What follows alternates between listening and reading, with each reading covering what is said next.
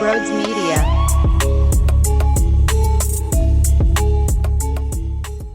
Yo, what's going on, everybody? Welcome on into Sports Talk with Brodes. I am going to be doing a show again, which, by the way, this might be the 5,000th time. I'll be doing a show again on appreciating Nick Sirianni because Tim McManus dropped a beautiful story this morning on ESPN about what makes Nick Sirianni so great. And I was informed. Media only picks apart the negative and only tries to grab the filth to create controversy. No.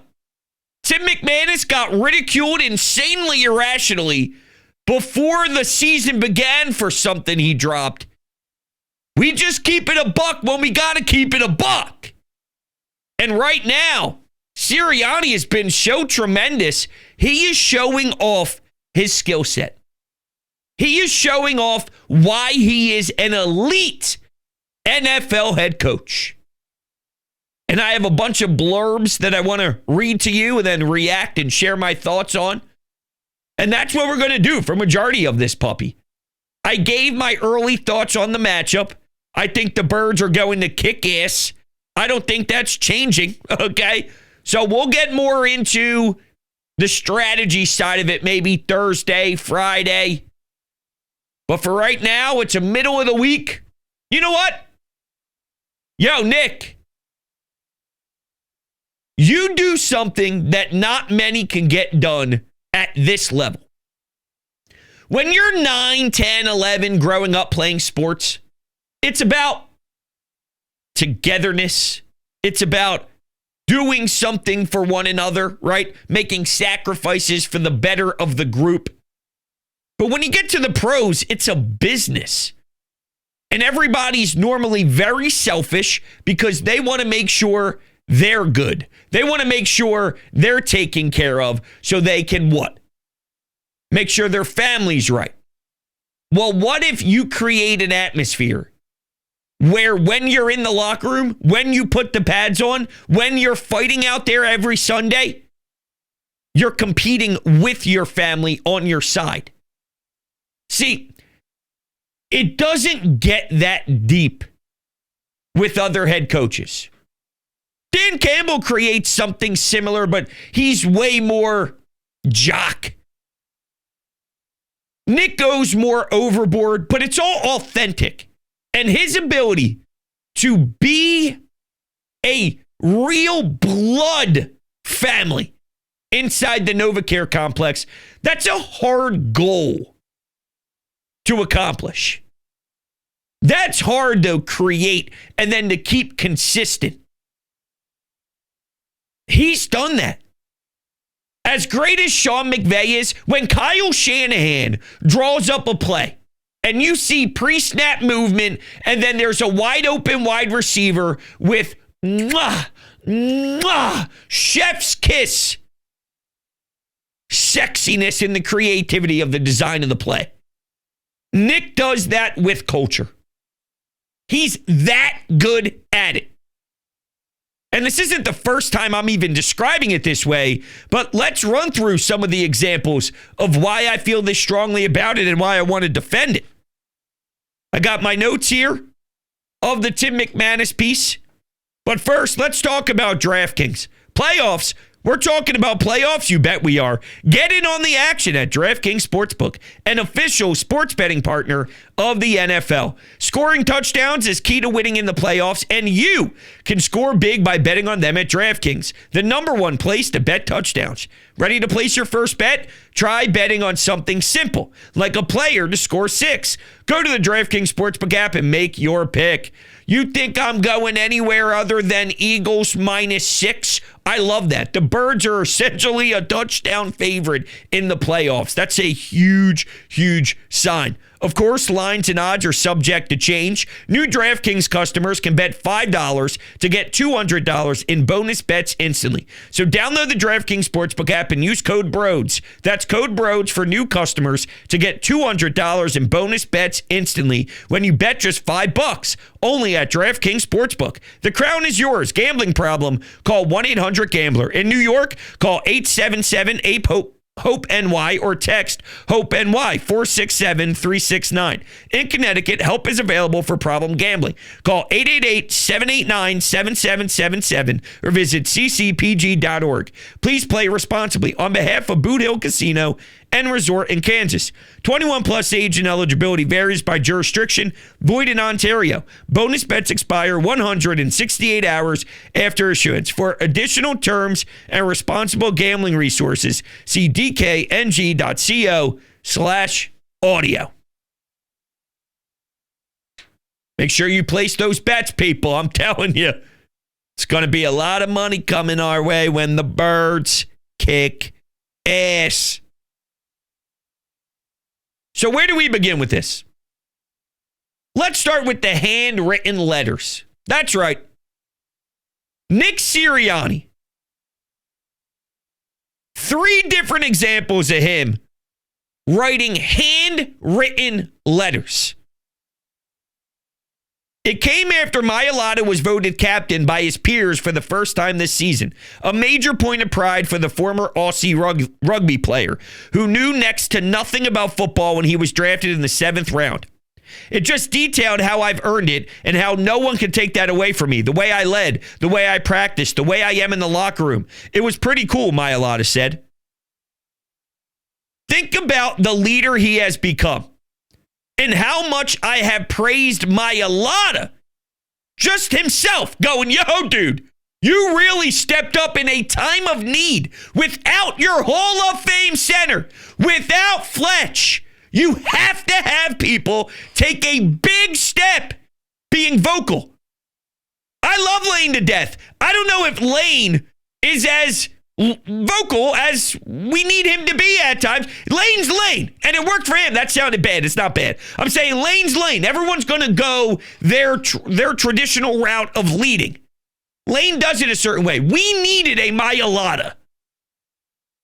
And for him to have the comfortability to blossom into this crazy, insane good level of vocal left tackle, doesn't Nick deserve appreciation and an effect of him being able to reach this? There's an effect that is caused by Nick Sirianni. That sounded bad too. What the fuck is wrong with me? You know what I'm saying? He's a reason why for allowing Mailata to be Mailata and also write him letters when he's excelling at such a high clip and feeding him this positivity, feeding him this confidence. Goes a long way. But it wasn't just Mailata. Isaiah Rodgers, who had the gambling issue with Indianapolis and wasn't able to play, it hit home so hard for him when he made his first start this season against the Jags when Darius Slay was hurt. He travels with it. Think about that. He has a form of Nick Sirianni's message that is so impactful and so important to who he is as a football player right now that he puts it in his duffel bag and travels to different cities with it. That's different. That's unique. That makes Nick one of one. And it's hard to create this bond. I would do anything for my wife and daughter. I would do anything for my parents. I would do anything for blood. That's why we all do what we do on a day-to-day basis to keep kicking. It's for and with our loved ones.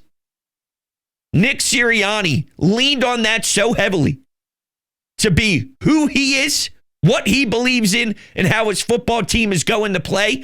And while everyone will reference one time Kobe and Shaq were able to be put together in the same locker room and work even though they were butting heads.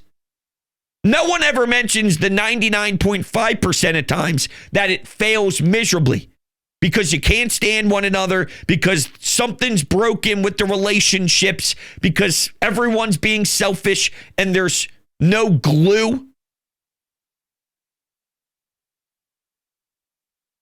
What we're seeing, the ability to buy into Saquon being such a huge part of this, after you pay AJ and he's so used to getting all these receptions and the offense is taking a hit in the passing game due to the run game being so powerful.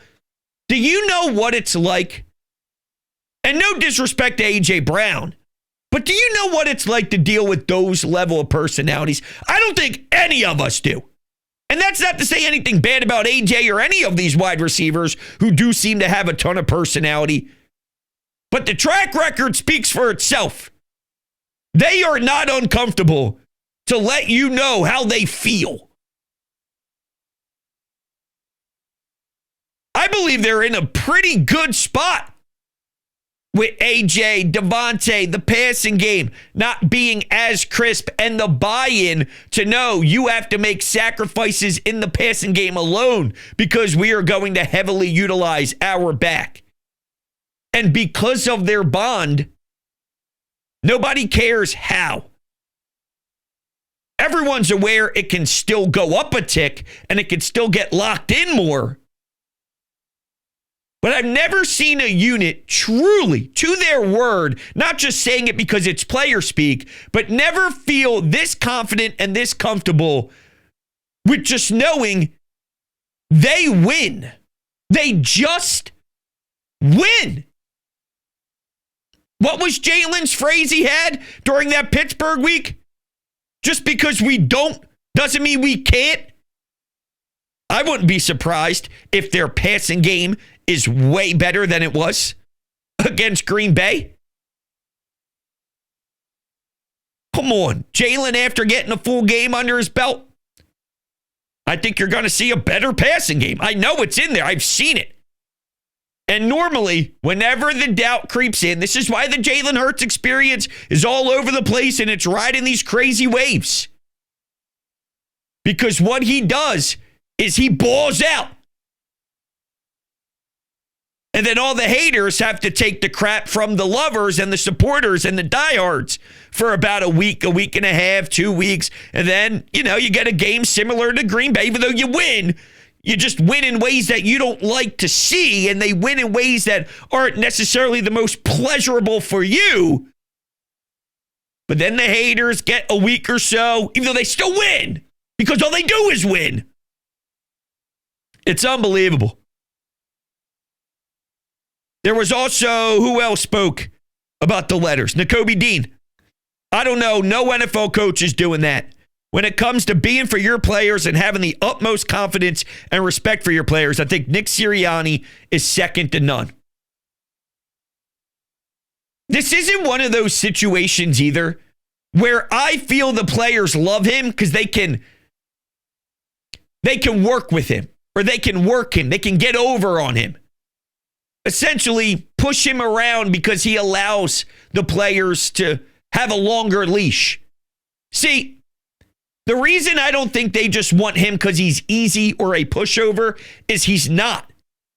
This is the same guy that barks at anybody when he's riled up. That may be the one area of his flaws, but there's no such thing as a coach that does everything perfect to a T. Sean Payton has flaws. Sean McVay has flaws. Vic Fangio has flaws. Everybody has some flaws. It's just, do your great qualities do significantly more than the woes? And the answer for Nick is yes. We'll probably get something similar again to what transpired with Zach Ertz in that Washington Commanders game, because that is who the fiery Nick Sirianni is always going to show signs of at some point. But if he creates this culture and you love one another so much that you're willing to die on that football field with blood, sweat, and tears for them, then I can live with scrutiny for 24 to 48 hours for Nick doing something silly again if it pops up once a season. Nick bringing this much love, but also having the perfect dial. And he knows when it needs to properly be adjusted. When it's time to go accountability, when it's time to get pissed off in their face, you think in a practice, if he's not satisfied and there's no media around and there's no cameras, he doesn't rip into them? You don't think there's film study where he sees something so egregious on a misplay where he might light into them a little bit? That's what he's known to do.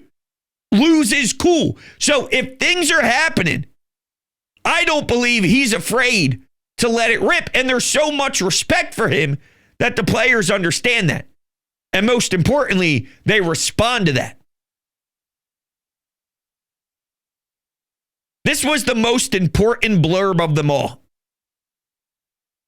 Quote, the last point is a crucial one. Sirianni often takes the heat for his players' missteps, even when it makes him look foolish. His players know it, and that's one reason why they play for him and have his back when others are crushing him. Quote, I've had conversations with Nick about this, and his answer fucking shocked me, Mailata said. He said, quote, that's my job. And then I was like, no, it's not. You got a family too, brother. You got to think about them. But Nick Sirianni responded, no, that's my burden to bear. That's my job to take the heat off you guys so you can go out there and play free. Do you know how many times we probably all analyzed one of his remarks or his follow-ups to something that was said in the locker room and he just sounds completely idiotic? And we go, in what world would a man who's in charge ever not know blank? In what universe, the man with the headset on, who's supposed to be in charge and calling plays on game day, prepared, not understanding how blank happened in this game?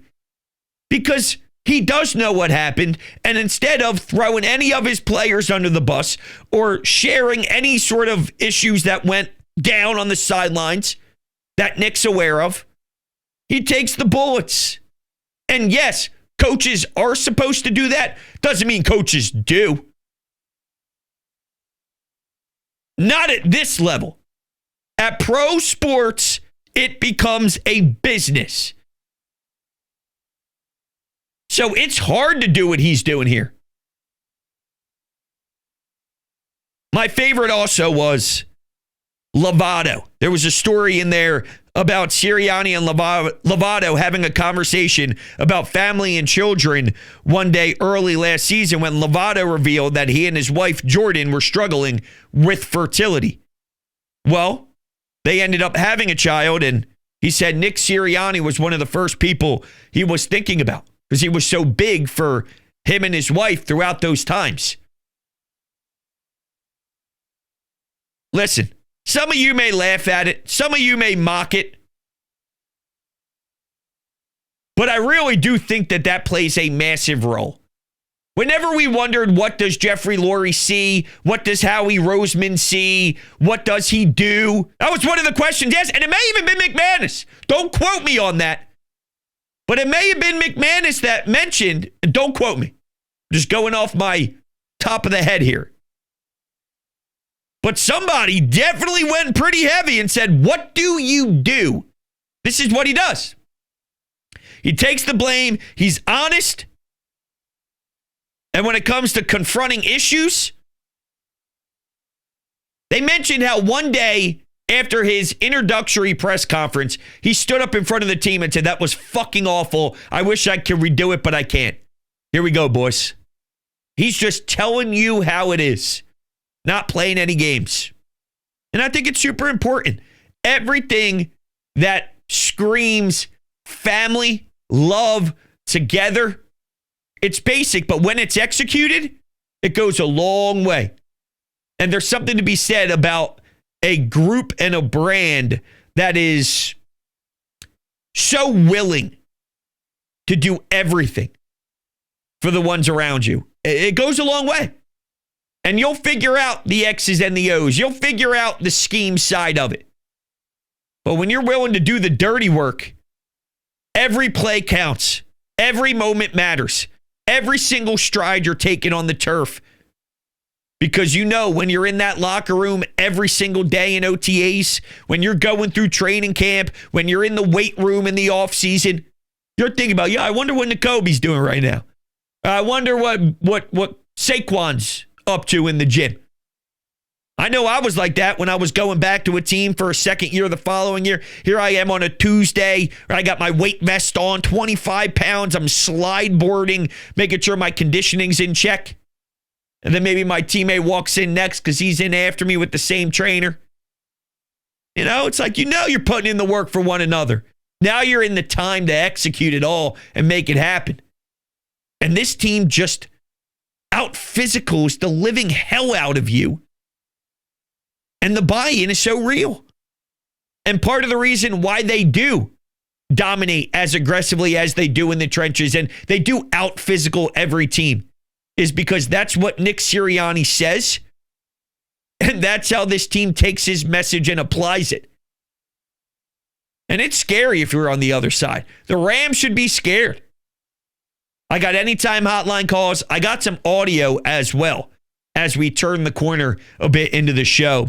But first, let's talk about HelloFresh. What is HelloFresh? Well, you get farm fresh, pre-portioned ingredients and seasonal recipes delivered right to your doorstep. Skip trips to the grocery store and count on HelloFresh to make home cooking easy, fun, and affordable. That's why it's America's #1 meal kit. A crazy schedule can make it easy to fall back into your dinner time recipe ruts, but keep mealtime exciting with over 40 recipes to choose from every week, so there's always something delicious to discover with HelloFresh. HelloFresh does all the shopping and meal planning for you. Ingredients arrive at your doorstep pre-portioned and ready to cook, along with pictured step-by-step recipe cards.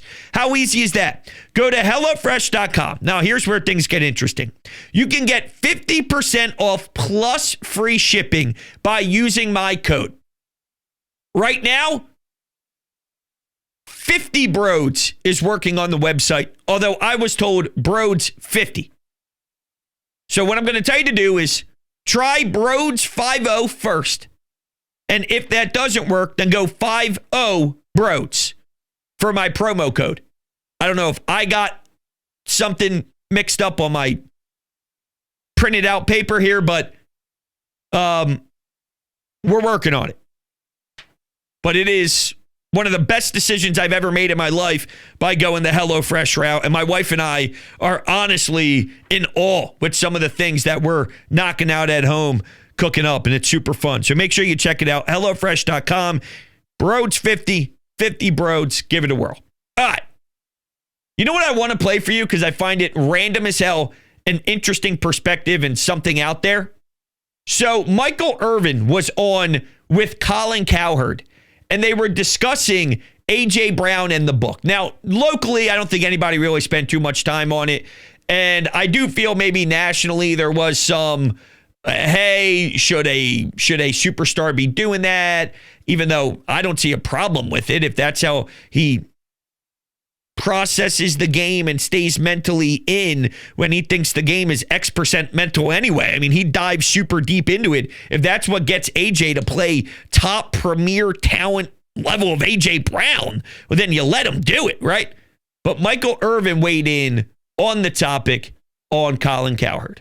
So when AJ Brown is reading a book on the sidelines, I was happy. That made you happy? Oh, yeah. Okay, see, my brain works differently. Well, what did you see? Because AJ is me. Me and AJ, we are alike. I had to learn when I left football. Of course, I had some mistakes and missteps in football, so I said to myself, if you're not catching any more touchdowns, let's figure out why we have some of the situations we have. Okay. You know, I got to figure this out. And I was reading and trying to study and learn more about me. I ran up on this book. It's a great book called The Edison Gene, The Gift of the ADHD Child. And in this book, they're talking about what AJ Brown was doing here. What he's doing is trying to calm what you call his reptilian brain. Anytime anyone in the third trimester of a mother's pregnancy, if she's stressed in any way, cortisol is released to the brain of the baby, telling the baby to prepare for a flight or fight environment, because that's what his mom is in. I think I've heard that before. Yeah, his mom is in. So his reptilian brain kind of get a little stuck. He's more apt to fight than reason. Like me, I'm more apt to fight you confront me than reason with you. And it serves me great on the football field, but when I'm driving down the street and somebody says, hey, pull on, I'll whoop you.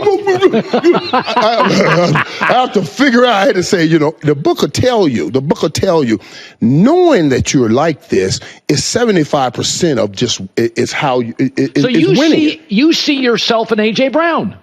Oh, absolutely. Now, that's interesting. It goes on and continues, but I loved it. I thought that was great. And if you see the visual of it, Michael Irvin, the way he reacted when he was pretending to be in road rage, was pretty good, too.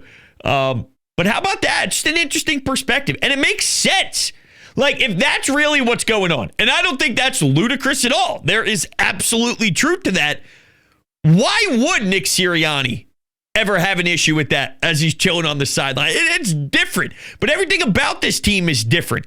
They do have a unique head coach in his personality. Jalen's a weird one to dissect because it doesn't always make sense, but he wins football games, and the long track record, 14 games, 14 multiple times. And last year, without a collapse, was on pace to do something again. It's a lot. And if you're the quarterback of this team for that long, you're a part of it. I'm sorry, you're a part of it. Look, Jared Goff could win a game with 5 interceptions. You throw 5 interceptions over the long haul, the truth will show. Well, that's what I'm trying to say here is the truth will show after a long period of time. Him not turning the ball over and the way he goes about no turnovers is just as important as our number 1D, is just as important as our number 1 offensive line, just as important as Saquon. So it looks a certain way, and it's not flashy. But Jalen's a part of this too, and it works with him. All right, I could go on forever, and I do want to squeeze in some calls here. So let's go to the Anytime Hotline. Brodes, Dave. Getting ready for Eagles-Rams. Wanted your early thoughts. I mean, it's not so early anymore. You got to feel like the Rams are not going to be beaten the way they were beaten last time. And I'm just referring to, game planning more to stop the run. Obviously, that's what they should do. We'll see if they do it. But, do we have confidence after that performance out of Jalen and the offense that the Rams stopping the run like that, or at least trying to sell out for the run, is going to not be such a big problem? Love to hear your thoughts on that. Thank you for calling. Great question. I don't think the Rams have what it takes. I don't think they have the personnel to stop our O-line from run blocking as crazy good as they do, and as crazy good as they want to, and as crazy good as they will. They will absolutely flourish. Lane, Mailata, Dickerson against these defensive linemen. Verse had a great year. Everybody knows about him. We've already seen this team, though. I like my offensive line against theirs. They ran for 300 yards. Well, no, didn't run for 300 with Saquon individually, but as a game, between the passing game and on the ground, over 300 for Saquon. You don't have the answers. You can try and stop him, but don't you think to this point everyone has, right? This guy gets a $120 accidentally. Everyone has tried to stop him. How many people really get it done? And I don't look across the way and see a Sean McVay LA Rams defense that can. I just don't think they can. Not over 4 quarters. It only takes one for this guy to break free and do something absolutely ludicrous. I don't have any fear about the passing game. I think you can pass the football on this team as well, and I don't think they're normally going to consistently give us what went down against Green Bay. It happens sometimes with this team. There's no sugarcoating it. We are accustomed to seeing it, but there are also games like Pittsburgh. And when you watched him in the second half against Cincinnati, let's say, I've also seen him dominate and seen A.J. Brown get over 100 yards against L.A.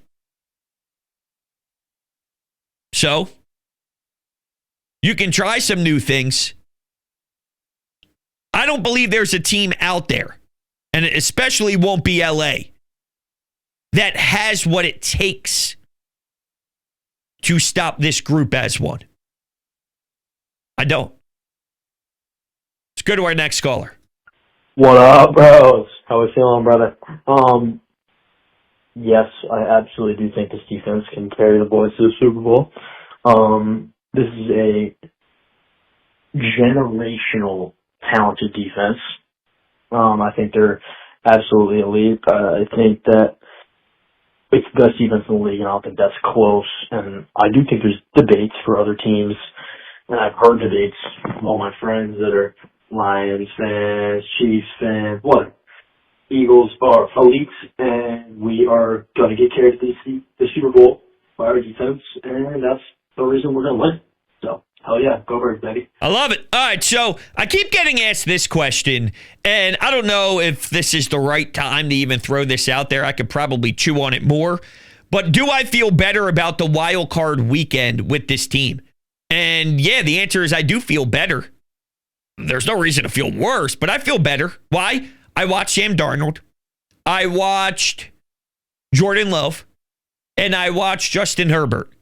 And I saw quarterbacks that failed miserably under pressure. Jalen doesn't have great games at times, but it's not because he can't handle pressure. Jalen's just a weird experience. I'm telling you, it's a weird experience. Yeah, I'll sit on that because I want to continue. But I'll sit on that because I could chew into that a little bit more. I don't think LA gets the same level of pass rush against us as they did against Minnesota. See, I have a whole little section here that I didn't even get to with bullet points. Nick and Jalen versus Sean McVay and Matthew Stafford. The loss in the Kobe Dean.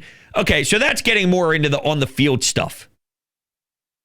Maybe we'll wait for another show. I have a few things to do on Thursday. So I'm thinking about, obviously, we've been doing daily shows here for the postseason, getting you geared up for the next game. And before the divisional round, I'd like to sneak in a couple more. But Thursday, I'm so busy. And then I work a WIP shift at 11 o'clock at night. I'm thinking out loud. This is probably a discussion for my own head and not you guys.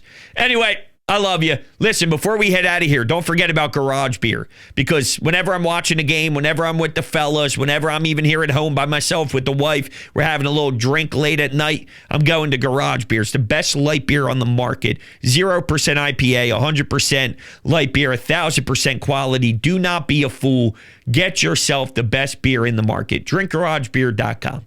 All right, everybody. Also, if you're new here, subscribe. You can take me on the road with you by going to Apple Podcasts, Spotify, any of your podcasting platforms, and you can leave a 5-star rating or review. Subscribe over there as well. It would mean the absolute world. Thank you guys all so much for the love and support. Appreciate it, and I'll talk to you all on the next one.